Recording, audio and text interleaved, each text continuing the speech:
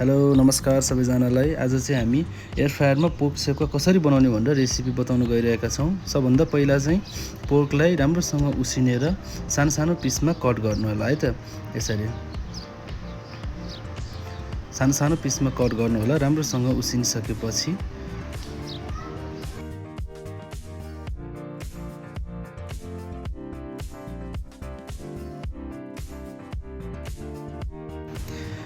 काटिसकेपछि मरमसलाहरू चाहिने स्वादअनुसारले अब नुन, बेसार, अदुवाहरू सबै कुरा हालेर हैन, अनि मिट मसला पनि हालेर मजाले मोल्नु होला।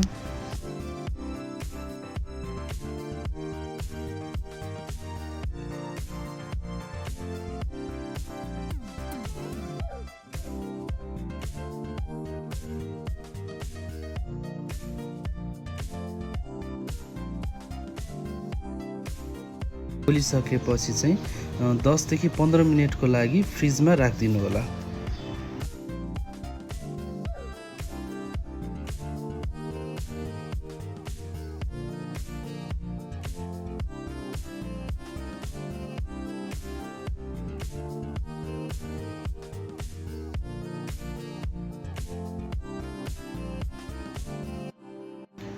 फ्रिजबाट निकालेपछि एयर फ्रायरमा यसरी एयर फ्रायरको पेपरमाथि मजाले हल्का तेल लगाएर, ओलिभ ओइल छ भनेदेखि ओलिभ ओइल लगाउनु होला, छ भनेदेखि यसरी मजाले तेल लगाएर सर्को राखिदिनु होला।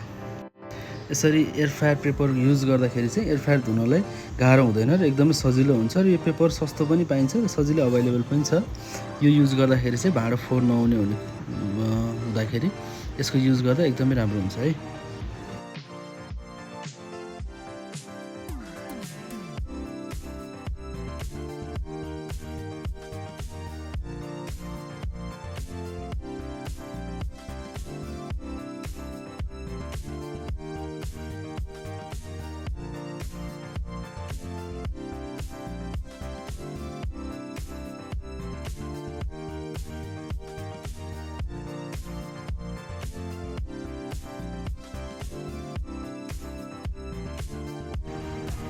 अब यसलाई एयर फ्रायरमा राखेर यसको टेम्परेचर चाहिँ 180 मा सेट गरिदिनु होला र टाइमर चाहिँ 20 मिनेटको लागि राखिदिनु होला है त।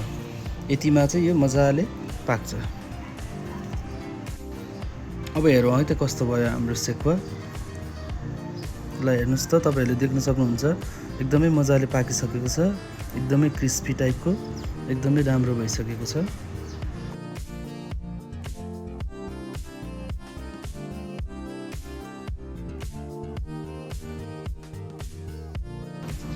अब हाम्रो सेक्वा रेडी भइसकेको छ। हामीले मोमो पनि स्टिम गर्न राखिसकेका छौँ। अब एकैछिनमा हाम्रो सबै खानेकुरा रेडी हुन्छ है त। ल हाम्रो खानेकुराहरू रेडी भइसकेको छ। हामीले पोर्क सेक्वा बनायौँ, चिकन सेक्वा बनायौँ र छेउमा सलादहरू राखेका छौँ। भिडियो हेरिदिनु भएकोमा धेरै धेरै धन्यवाद है।